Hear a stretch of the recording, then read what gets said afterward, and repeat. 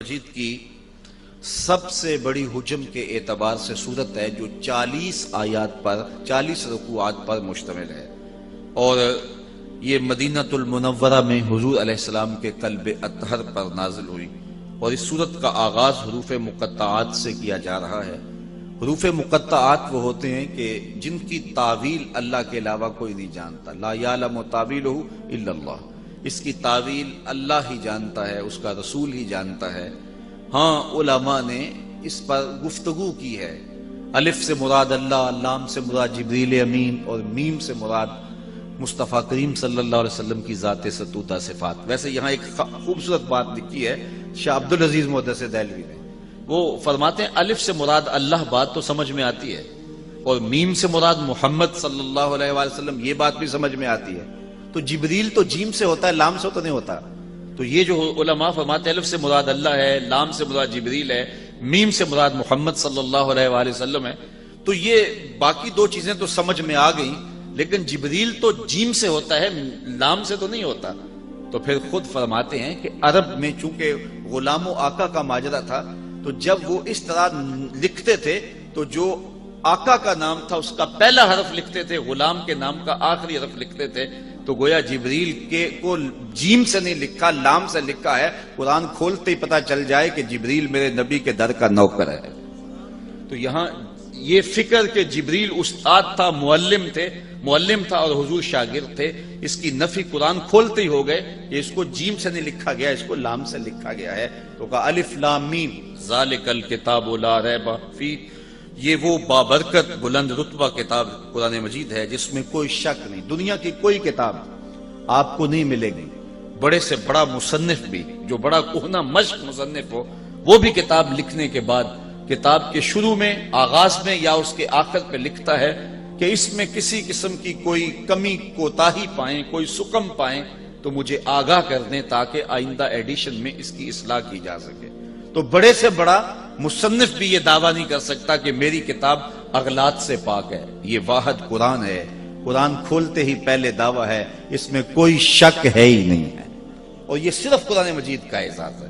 امام شافعی علیہ رحمہ نے ایک جز لکھا اور پھر اپنے شاگرد کو کہا کہ میرے سامنے اس کو پڑھو، تو انہوں نے جب پڑھا تو اس کی کئی غلطیوں پر متنبہ ہوئے، تو کہا اس کو یوں بدل دو، اس کو یوں بدل دو، یوں بدل دو۔ پھر دوسرے دن فرمایا کہ اب تبدیلی کے بعد دوبارہ پڑھو۔ تو جب دوبارہ آپ کے سامنے وہ کتاب پڑھی گئی تو امام شافعی فرمانے لگے کہ اس لفظ کی جگہ یہ لفظ ہوتا تو زیادہ اچھا تھا، یہاں سے تبدیلی کرو، یہاں سے تبدیلی کرو، یہاں سے تبدیلی کرو۔ تو اس نے تبدیلی کی، تو اگلے دن جب پھر پڑھی گئی تو پھر نئی غلطیوں پر آپ آگاہ ہوئے۔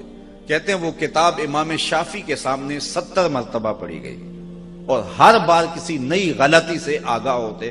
پھر جب اتنی مرتبہ پڑھی جا چکی تو امام شافعی اپنے شاگرد سے کہنے لگے داؤ اسے چھوڑ دے، یہ حق شافعی کی کتاب کو نہیں ہے کہ اس میں کوئی شک نہ ہو، اس میں کوئی غلطی نہ ہو اور امکان نہ ہو، یہ حق صرف اللہ کی کتاب قرآن مجید کو ہی حاصل ہے کہ یہ کتاب کھولتے ہی یہ دعویٰ موجود ہے کہ اس میں کوئی شک نہیں ہے، لا ریب فیہ۔ تو یہاں لا نفی جنس کے لیے ہے کہ یعنی مطلق کوئی بھی اس کے اندر شک ہے ہی نہیں، نفس کتاب میں کوئی شک نہیں۔ اگر کسی کے ذہن میں شک ہو وہ ایک امر آخر ہے، اور وہ آگے چل کے سورہ بقرہ میں ارشاد فرمایا گیا کہ جو ہم نے اپنے عبد خاص پہ اتارا اس میں اگر تمہیں شک ہے تو اس کی مثل ایک صورت لا کے دکھاؤ۔ تو کسی کے نفس میں شک ہو، کسی کے ذہن میں تردد ہو، وہ ایک امر آخر ہے۔ نفس کتاب کے اندر لا ریب فیہ مطلق نفی کر دی گئی، جنسیت جنس کی نفی کر دی گئی کہ شک نام کی چیز ہی اس کتاب میں نہیں۔ اتنی مبرہ، اتنی پاکیزہ اور اتنی خوبصورت کتاب ہے کہ یہاں شک نہیں ہے۔ ہدی للمتقین، اور یہ کتاب ہدایت ہے ڈر والوں کے لیے۔ جو متقی ہے، تقوی کا لفظ جو ہے وہ قرآن مجید میں تقریباً 33 دفعہ موجود ہے، اور یہ لفظ ایسا ہے جس سے ہر دینیات کا طالب علم اچھی طرح سے آشنا ہے۔ ہم نے جو ہی ہوش سنبھالا ہے ہم تقوی کے لفظ سے جو ہے وہ آگاہ ہیں، اور ہمیں تقوی کا جو ہے وہ ایک سطحی سا مفہوم بھی اچھی طرح سے ازبر ہے کہ تقوی سے مراد کیا ہے۔ تو اس پر علماء نے بہت کچھ لکھا بھی ہے، اور یہ قرآن مجید کا اہم موضوع بھی ہے، اور تقوی کا حاصل ہونا یہ مومن کی زندگی کا مقصود بھی ہے۔ تو اس تقوی کو سمجھ لینا چاہیے کہ یہ تقوی کیا ہے، اور تقوی کے حاملین ہی متقی کہلاتے ہیں، تو متقیوں کے لیے یہ کتاب سراپا ہدایت ہے۔ تو اس پر اہل علم نے بہت کچھ لکھا۔ کسی نے کہا کہ نیکنے کے بعد جو طبیعت کے اندر ایک تذبذب ہوتا ہے کہ میری نیکی قبول ہوئی ہے یا نہیں ہوئی، تو اس کا نام تقوی ہے۔ نیکی کرنے کے بعد بھی ڈرتا رہے، اور یہ حضرت شیخ جہانگیر سمنانی علیہ رحمہ کا قول ہے، اور اس کی تائید میں حضرت علی المرتضیٰ رضی اللہ تعالی عنہ سے مروی ایک روایت بھی موجود ہے کہ نیکی کرنے کے بعد بھی انسان ڈرتا رہے کہ پتہ نہیں میری نیکی بھی قبول ہوئی ہے کہ نہیں۔ اور اگر اس پر عمل دیکھنا ہو تو وہ سیدنا فاروق اعظم کا عمل موجود ہے کہ عید کے دن رو رہے تھے، تو کسی نے پوچھا کہ حضرت آج تو خوشیوں بھرا دن ہے، تو کہا مجھے نہیں پتا میرے روزے قبول ہوئے ہیں یا کہ نہیں ہوئے، میں مقبولین میں سے ہوں یا مطرودین میں سے۔ تو یہ ہے نیکی کرنے کے بعد بھی ایک کھٹکا رہے، ڈر رہے کہ پتہ نہیں میری نیکی قبول ہے کہ نہیں، چونکہ جو گناہ ہوتا ہے وہ کنفرم ہے کہ گناہ ہے۔ تو نیکی میں تھوڑا سا فرق نیت کا آ گیا، تو یوں کہ یہ بڑی حساسیت ہے اس معاملے کے اندر۔ وہ کیا اقبال نے کہا تھا، براہیمی نظر لیکن بڑی مشکل سے ملتی ہے، ہوس چھپ چھپ کے سینوں میں بنا لیتی ہے تصویریں۔ تو یہ بڑی باریک سی چالیں ہوتی ہیں، ریا کی بھی، عجب کی بھی، اور بہت ساری چالیں جو عمل کو برباد کر دیتی ہیں۔ اس لیے جو ہے وہ نیکی کرنے کے بعد بھی وہ جو طبیعت کے اندر بے چینی ہوتی ہے کہ پتہ نہیں میری نیکی قبول ہوئی ہے یا کہ نہیں، تو اس کو تقویٰ کہتے ہیں۔ تقوی کے بارے میں یہ بھی کہا گیا کہ گناہ سے قلبی نفرت اور نیکی کی طرف قلبی رغبت کا نام تقوی ہے۔ لیکن میرے خیال میں تقوی کے حوالے سے بہت اچھا حضرت کعب بن احبار سے مروی ہے، جب حضرت عمر رضی اللہ تعالیٰ عنہ نے ان سے پوچھا کہ تم پچھلی کتابوں کے عالم بھی ہو اور قرآن بھی پڑھا ہے، تم بتاؤ کہ تقوی کیا ہے۔ یہ کعب احبار نے حضور کا زمانہ پایا ہے، لیکن زمانہ رسالت مآب صلی اللہ علیہ وسلم میں اسلام قبول نہیں کیا۔ حضور علیہ السلام کے وصال کے بعد انہوں نے اسلام قبول کیا، تو گویا وہ حضور کی زیارت تو انہوں نے کی ہے لیکن صحابی نہیں بنے، تو اس لیے تابعین میں سے ہیں، لیکن پچھلی کتابوں کے عالم تھے، اور پھر جب اسلام کو پڑھا تو پھر اسلام کے بھی عالم ہوئے۔ تو یہ بڑے اہم شخص تھے اس اعتبار سے، اور صحابہ ان سے کچھ امور کے اندر رجوع کرتے تھے۔ تو حضرت عمر نے ان سے پوچھا کہ تم نے پچھلی کتابوں کو بھی پڑھا ہے اور اسلام کو بھی پڑھا ہے، تو تم بتاؤ کہ تقوی کیا ہے۔ تو کعب احبار نے سوال کرنے پر حضرت عمر سے کہا کہ کبھی آپ ایسی وادی سے گزرے ہیں جہاں خاردار جھاڑیاں ہوں؟ تو حضرت عمر نے کہا ہاں کئی مرتبہ گزرا ہوں۔ تو کہا کہ پھر تم نے کیا کیا؟ تو حضرت عمر نے کہا کہ میں نے کپڑے سمیٹ لیے کہ جھاڑیوں سے گزر رہا ہوں، کو کانٹا میرے دامن سے الجھ نہ جائے اور میرا لباس تار تار نہ ہو جائے۔ تو حضرت کعب احبار کہنے لگے فضا کا تقوی بھی یہی ہے کہ دنیا سے یوں گزر جاؤ کہ کوئی کانٹا تمہارے دامن سے الجھ نہ جائے اور تمہیں داغدار نہ کر دے۔ گناہوں سے بچ بچ کے زندگی گزارنے کا نام تقوی ہے۔ تمام عمر طوفان سے کھیلتے گزری، نیا کے ڈوبنے کا ڈر بھی رہا۔ تو ساری زندگی یوں ہی گزرتی ہے، اور مومن وہ صوفیہ فرماتے دنیا میں اس طرح رہو جس طرح کشتی پانی میں رہتی ہے، پانی میں رہتی ہے لیکن اپنے اندر پانی نہیں آنے دیتی۔ کشتی پانی میں رہے تو خیر ہے، لیکن پانی کشتی میں آ جائے تو کشتی کو لے ڈوبتا ہے۔ تم دنیا میں رہو، دنیا تمہارے اندر نہ رہے۔ تو اگر بندہ دنیا میں رہے تو خیر ہے، لیکن دنیا بندے کے اندر اتر آئے تو ابو نعیم الاصفہانی کا فتویٰ سنیے، حلیہ میں لکھتے ہیں من نظر الی الدنیا نظر الحب اخرج اللہ تعالی من قلبہ نور الیقین والزہد۔ جو دنیا کو محبت کی نظر سے دیکھتا بھی ہے، اللہ اس کے دل سے زہد اور تقوی کے نور کو کھینچ لیتا ہے، تو اس کے پلے کچھ رہتا نہیں ہے۔ اس لیے ہمارا مقصود رضا الہی ہے، اور اسی کے لیے ہمیں کوشش ہونی چاہیے، اور اس کے لیے ہم اپنے تزکیے کی طرف متوجہ ہوں۔ سویر سے لے کر شام تک جب ہمارا وظیفہ ہی دنیا بن جائے گی تو ہمارا اندر باطن لٹ جائے گا، بے چینی، اضطراب اور بے سکونی پھر وہ کبھی بھی نہیں مٹنے پائے گی۔ اس کے ہم بڑے مداوے کریں گے، لیکن اصل جب دنیا کی محبت دلوں میں راسخ ہو جاتی ہے تو پھر جو ہے وہ یہ دل بنائے اللہ تعالیٰ نے اپنی یاد کے لیے ہے، اور وہ گوارا نہیں کرتا اس کے اندر کسی اور کی محبت ہو۔ تو صوفیہ نے یہ بڑا خوبصورت نسخہ دیا کہ دنیا میں اس طرح رہو جس طرح کشتی پانی میں رہتی ہے، پانی میں رہے گی، خود بھی تیرے گی، اوروں کو بھی ترائے گی، لیکن پانی اگر اندر آ گیا تو باقیوں کو بھی لے ڈوبے گی اور خود بھی ڈوب جائے گی۔ تو اس لیے تقوی یہ ہے کہ انسان جو ہے وہ دنیا کے اندر حزم و احتیاط کے ساتھ زندگی گزارے، اس کے دامن سے گناہ کا کوئی جو ہے وہ کانٹا نہ الجھے جو اس کے دامن کو تار تار کر دے۔ تو جو متقی ہیں اللہ تعالیٰ نے قرآن مجید کو سراپا ہدایت ان کے لیے بنایا ہے۔ یہاں قرآن مجید جو ہدایت ہے اس کے لیے لفظ مصدر استعمال کیا، ہدن مصدر استعمال کیا گیا، تو مصدر کا استعمال کرنا اس کے معنی کی کثرت کو بیان کرنا مقصود ہے کہ یعنی سراپا ہدایت ہے، سراسر ہدایت ہے ان کے لیے جو متقی ہیں۔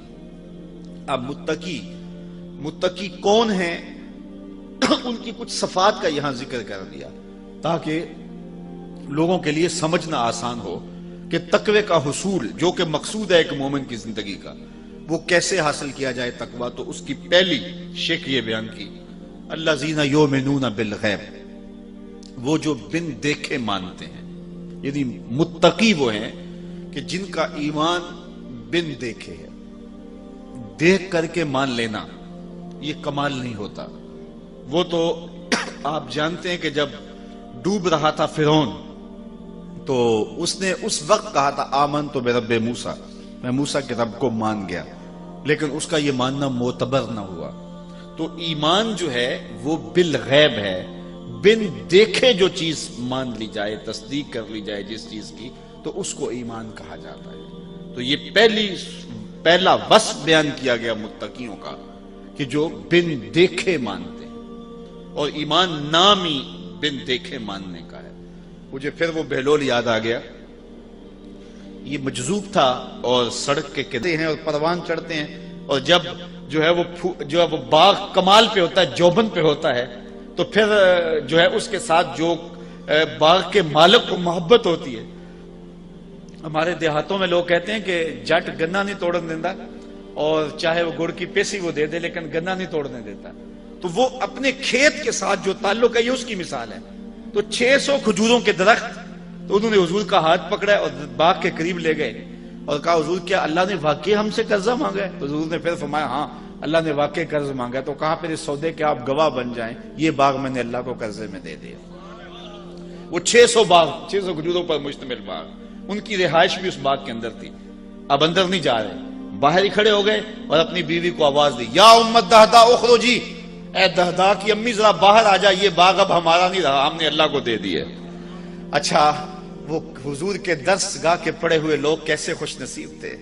اس خاتون نے یہ نہیں کہا کہ ابو دہدا کیا غضب ڈایا ہے، بچوں کو لے کے کدھر جائیں۔ اس نے جلدی جلدی سامان سمیٹا، بچوں کو باہر لیا اور حضور کے سامنے آ کھڑی ہوئی، اور ابو دہدا سے مخاطب ہو کہنے لگی، یا ابا دہدا رابحہ بیعو کا، اے ابو دہدا تو نے بڑا ہی نفع والا سودا کر لیا ہے، تو نے بڑا ہی نفع والا سودا کر لیا ہے۔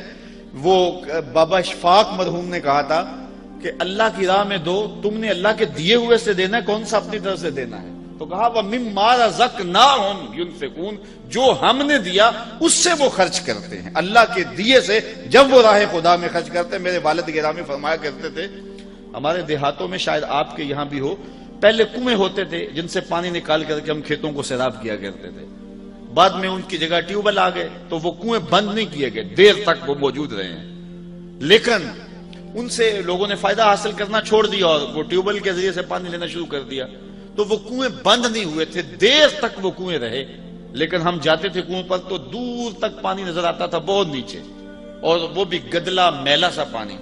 تو بزرگ فرمایا کرتے تھے کہ یہ کنویں جب تک فیض باہر دیتے تھے اللہ نیچے سے بھی انہیں سوتے دیتا تھا، اور جب انہوں نے باہر دینا چھوڑ دیا اللہ نے بھی دینا چھوڑ دیا۔ تو جب تم راہ خدا میں خرچ کرتے رہو گے اللہ تمہیں عطا کرتا رہے گا، اور جب تم دینا چھوڑ دو گے تو پھر تمہارے لیے بھی مشکلات کھڑی ہو جائیں گی۔ تو راہ خدا میں دینے سے مال گھٹتا نہیں ہے۔ حضور نے حضرت ابو کبشہ الانماری رضی اللہ تعالیٰ عنہ سے ایک روایت ہے، حضور نے 3 باتیں قسم کہا کے کہیں اور 4 باتیں بغیر قسم سے کہیں، اور جو 3 چیزیں حضور نے قسم کر کے کہیں ان میں سے ایک یہ تھی، ما نقص مال عبد من صدقہ، کہ بندے کا مال صدقے سے نہیں گھٹتا۔ حضور فرمایا اس پر محمد قسم کرتا ہے، مجھ سے قسم لے لو کہ صدقے سے مال کم نہیں ہوتا۔ تمہارا کیلکولیٹر کہتا ہے کہ 100 سے اتنے دیے تو اتنے کم ہو گئے، لیکن وہ کہتا پھر حضور فرماتا ہے مجھ سے قسم لے لو کہ صدقے سے مال کم نہیں ہوتا۔ دوسری بات حضور نے یہ ارشاد فرمائی کہ جب کوئی کسی کو معاف کر دے، حضور فرمایا مجھ سے ضمانت لے لو، میں قسم دیتا ہوں اس کی عزت میں فرق نہیں آتا۔ اور تیسری بات حضور نے فرمائی، جو بندہ سوال کرنے لگ جاتا ہے تو اس کی محتاجی ختم نہیں ہوتی۔ تو یہ تین چیزیں حضور نے اللہ کی قسم کر کے کہی، تو کہا وَمِمَّا رَزَقْنَاهُمْ يُنْفِقُونَ، وہ اللہ کے دیے ہوئے سے خرچ کرتے ہیں۔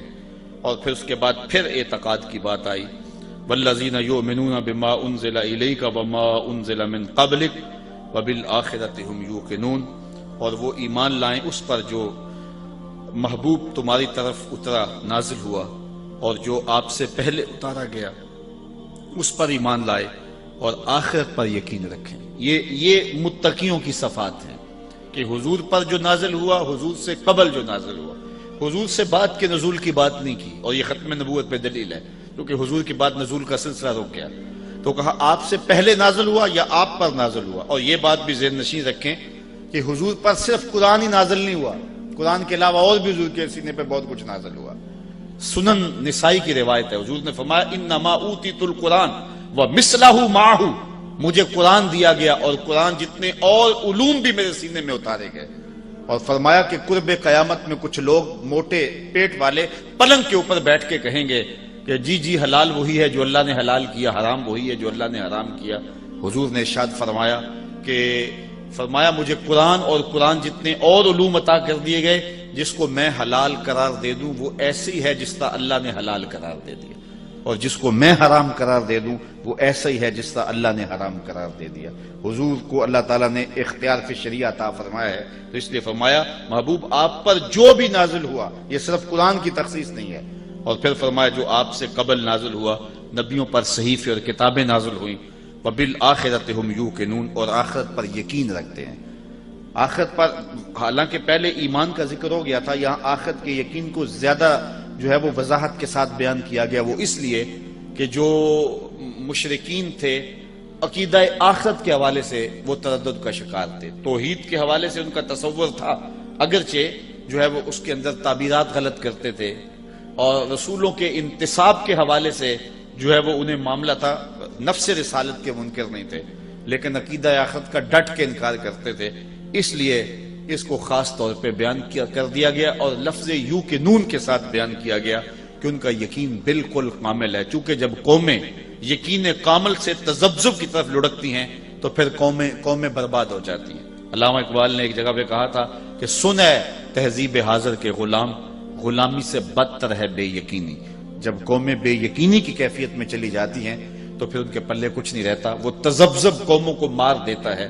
اس لیے انہیں اپنے معتقدات پہ، اپنے عقائد پہ پختہ کامل اکمل یقین ہونا چاہیے، اور وہ یقین ان کی زندگی کے اندر، عمل کے اندر نکھار پیدا کرتا ہے۔ اولئک علی ھدی من ربہم، یہی وہ خوش بخت لوگ ہیں جو اللہ کی جانب سے ہدایت پر ہیں۔ واولئک ھم المفلحون، اور وہی لوگ مراد کو پہنچے ہوئے ہیں۔ ان آیات کے اندر اللہ تعالیٰ جل شانہ نے متقیوں کی صفت بیان کی، اور متقیوں کے لیے قرآن سراپا ہدایت ہے۔ اس کا یہ مطلب نہیں کہ قرآن باقیوں کے لیے ہدایت نہیں ہے، ایک ہے قرآن مجید کا سراپا ہدایت ہونا، اور ایک ہے اس سے یہ ہدایت حاصل کرنا۔ قرآن مجید میں دوسرے مقام پہ فرمایا ھدی للناس، یہ تمام لوگوں کے لیے ہدایت ہے۔ جس طرح حضور سب لوگوں کے لیے نبی ہیں، اور ساری انسانیت حضور کی امت ہے، لیکن اس کو امت دعوت کہتے ہیں، لیکن جنہوں نے حضور کی دعوت کو قبول کر لیا وہ امت اجابت کہلاتی ہے۔ تو ہم حضور کی امت اجابت ہے، اور جب امت کہا جاتا ہے تو امت اجابت مراد ہوتی ہے۔ لیکن یہ یہودی، یہ عیسائی، یہ بدھ مت، یہ دیگر جتنے لوگ ہیں، یہ بھی میرے رسول کی امت ہیں، حضور ان کی طرف مبعوث کیے گئے ہیں، لیکن یہ امت دعوت ہیں، انہوں نے دعوت کو قبول نہیں کیا۔ تو قرآن مجید جو ہے وہ تمام بنی نوع انسان کے لیے ہدایت کا سرچشمہ ہے، لیکن ہدایت حاصل کون کرتے ہیں؟ جن میں تقوی کی دولت ہے۔ اور تقوی کون رکھنے والے لوگ ہیں؟ جن میں یہ اوصاف ہے، یہ خوبیاں ہیں کہ ایک تو ایمان بالغیب رکھتے ہیں، اور دوسرا جو ہے وہ 5 گانہ نماز کا اہتمام کرتے ہیں، اللہ کے دیے سے خرچ کرتے ہیں، اور ان کا اعتقاد رسول اللہ پہ جو نازل ہوا اور حضور سے قبل جو نازل ہوا پختہ ہے، اور یقینی اذعان اور ایمان کی دولت سے مالا مال ہیں، اور یہ ہدایت کی راہوں کے مسافر ہیں۔ اس کے بعد کفار، اور پھر مسلسل 13 آیات میں منافقین کا تذکرہ ہے۔